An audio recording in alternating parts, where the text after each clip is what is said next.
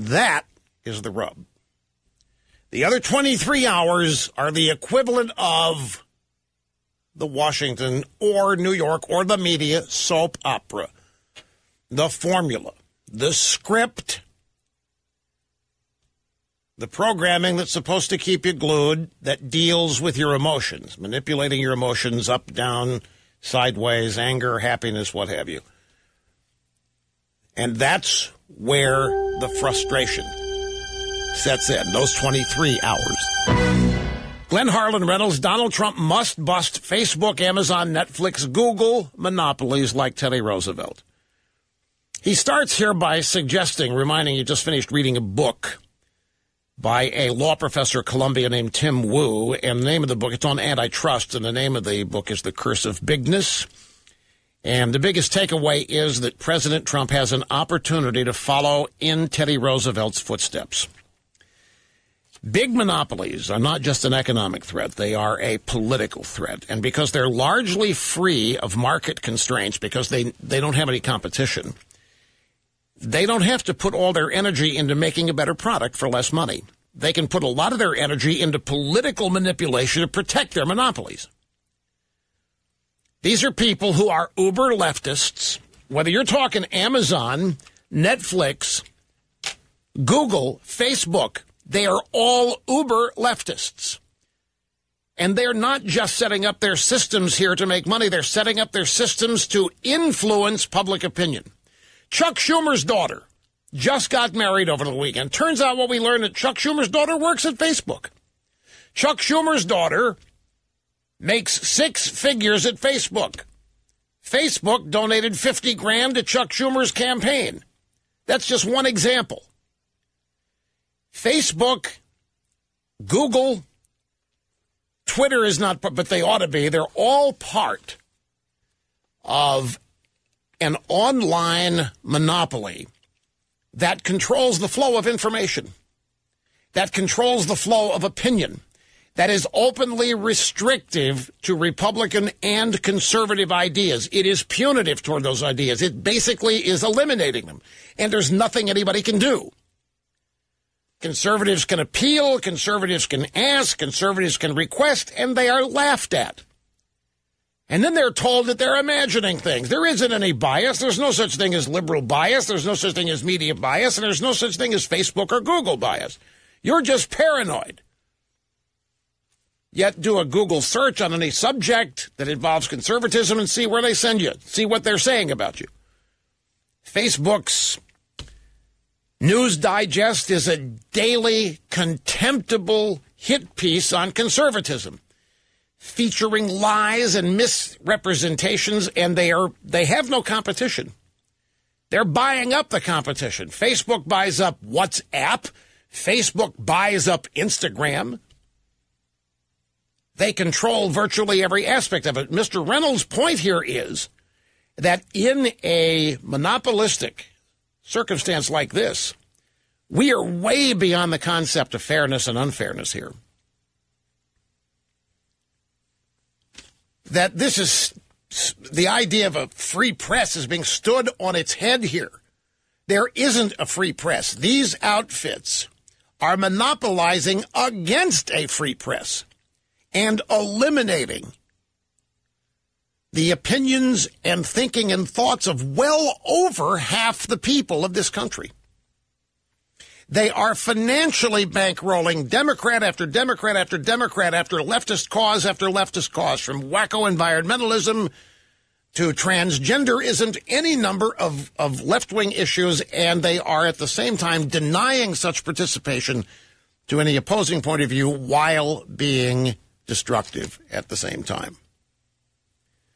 The more concentrated the industry, the more corrupt we can expect the political process to be, and concentrated it is.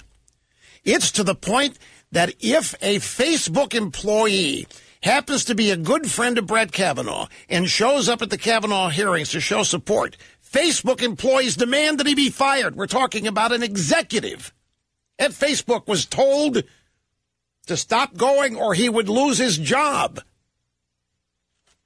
This is the employees demanding this of management. And even if the employees were not demanding it of management, management would be so inclined. And so Reynolds concludes that today things look a lot like the Teddy Roosevelt era with Standard Oil and J.P. Morgan.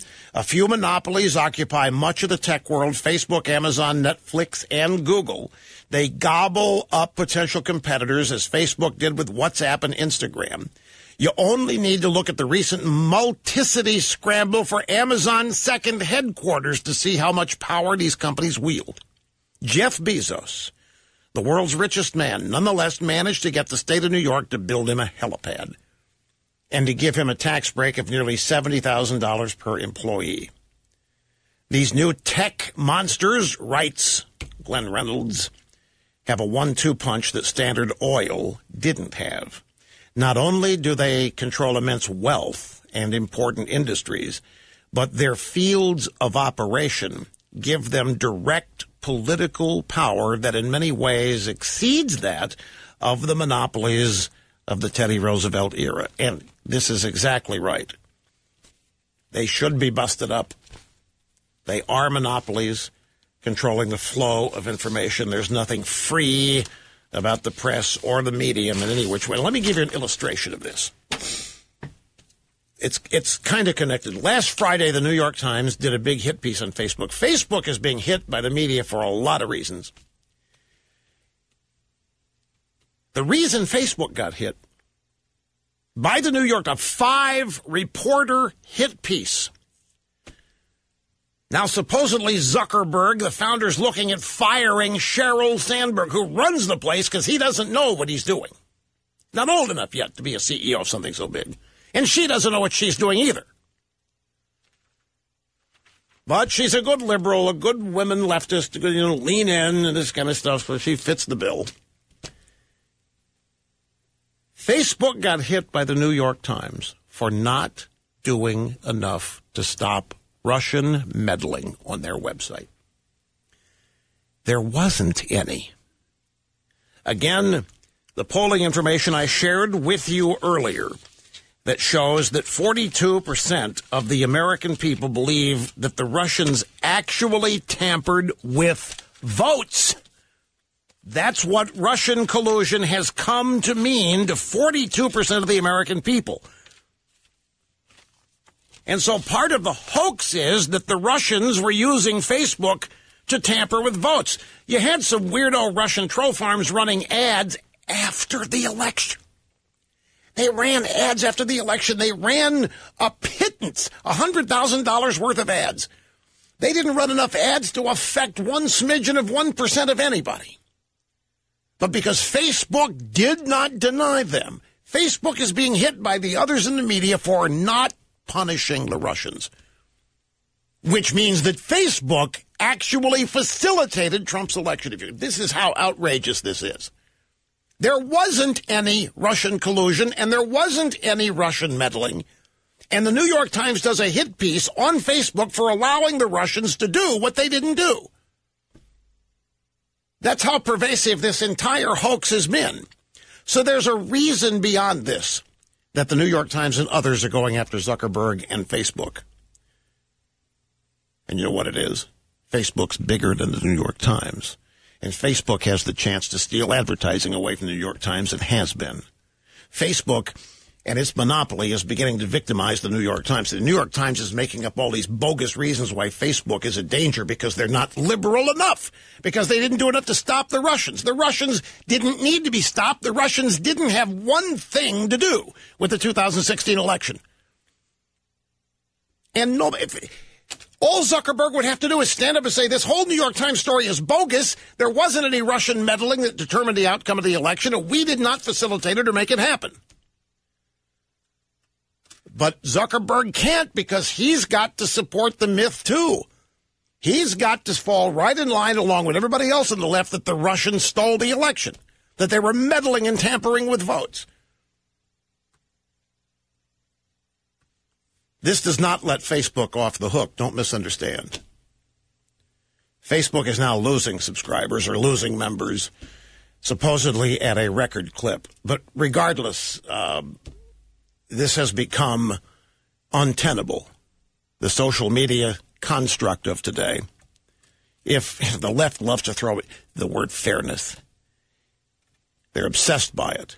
There isn't any fairness. There isn't anything approaching fairness in the social media universe.